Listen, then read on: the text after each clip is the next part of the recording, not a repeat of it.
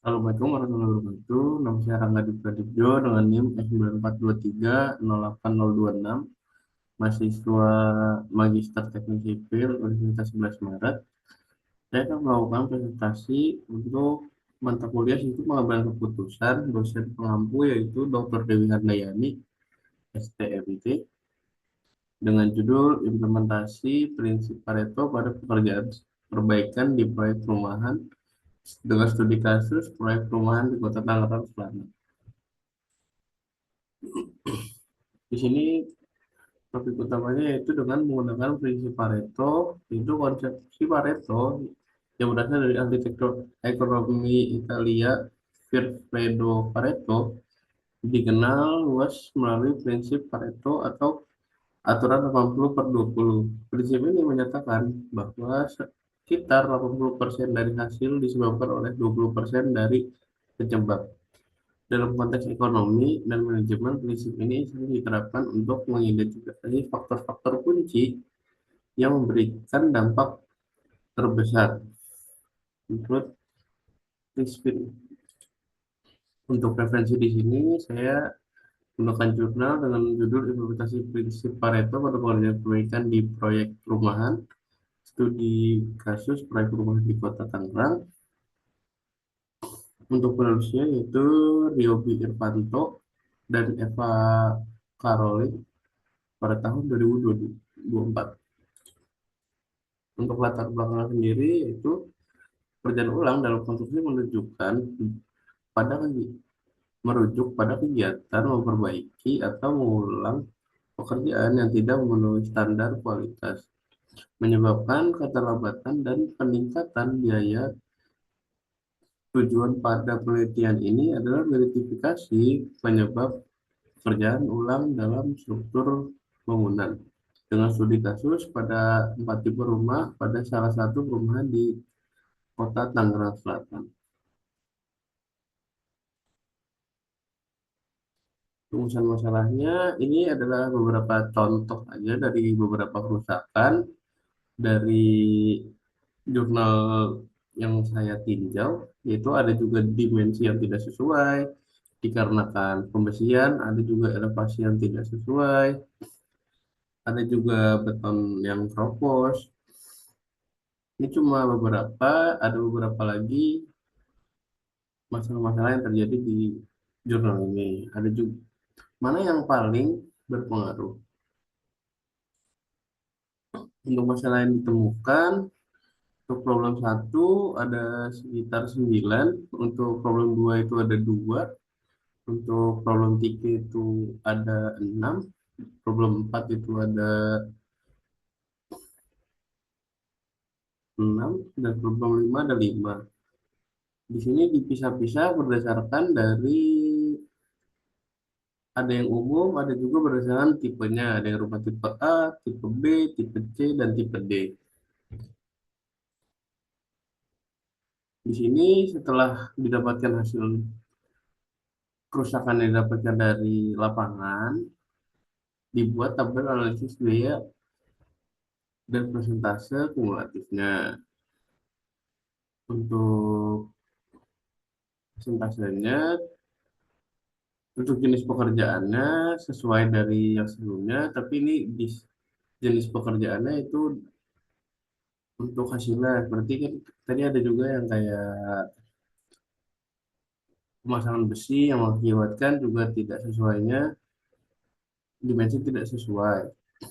Di sini ada 10, itu dimensi tidak sesuai dengan frekuensi 8 yang ditemukan di lapangan. Ada elevasi tidak sesuai dengan frekuensi 4, pigi stimering ada 3, ujung tulangan harus disambung dengan balok ada 3, tulangan butuh pembersihan ada 3, beton pembersih ada 3, perbedaan kedalaman ada 1, perbedaan lapangan dengan gambar ada 1, material tidak sesuai spesifikasi ada 1, perubahan dimensi ada 1. Untuk persentase itu didapatkan dari nilai frekuensi masing-masing dibagi dengan jumlah total frekuensinya. Untuk presentasi kumulatif ya sesuai dengan namanya kumulatif, yaitu penjumlahan dari persentase yang ada di situ. Untuk diagram Pareto sendiri itu adalah melihat perbandingan dari frekuensi dengan persentasenya, seperti gambar di samping ini. Kemudian dari hasil analisis menggunakan prinsip Pareto menunjukkan bahwa sebagian kecil penyebab dapat menyumbang sebagian besar masalah dalam suatu sistem. Berdasarkan 5 penyebab utama yang hanya mencakup 75% dari total penyebab, dapat diidentifikasi dari 10 kategori penyebab yang ada. Ini menandakan bahwa sebagian besar tantangan dalam melakukan perbaikan atau pekerjaan ulang dapat dikaitkan dengan kelima penyebab tersebut. Dengan demikian, pendekatan 75 masih menjadi relevan, yang berarti fokus pada 5 kategori penyebab utama untuk menyelesaikan sebagian besar pekerjaan ulang. Dia juga bisa mencoba dengan metode grid analysis, yaitu grid analysis merupakan analisis teknik pengambilan keputusan yang berguna ketika Anda perlu mempertimbangkan banyak faktor dan semua pilihan tampak sama menariknya. Alias grid membantu Anda membandingkan berbagai pilihan berdasarkan skor untuk setiap faktor. Untuk langkah-langkahnya itu buat daftar pekerjaan yang akan dipertimbangkan, kemudian buat faktor-faktor yang menjadi pertimbangan, lakukan pembuatan, berikutnya hasil. Untuk di sini ada pembuatan dari dimensi tidak sesuai, elevasi tidak sesuai, bagi miring, untuk tulangan harus disambung dengan balok, tulangan butuh pembersihan. Ini faktor-faktor ini sama seperti yang ada di tabel Pareto juga.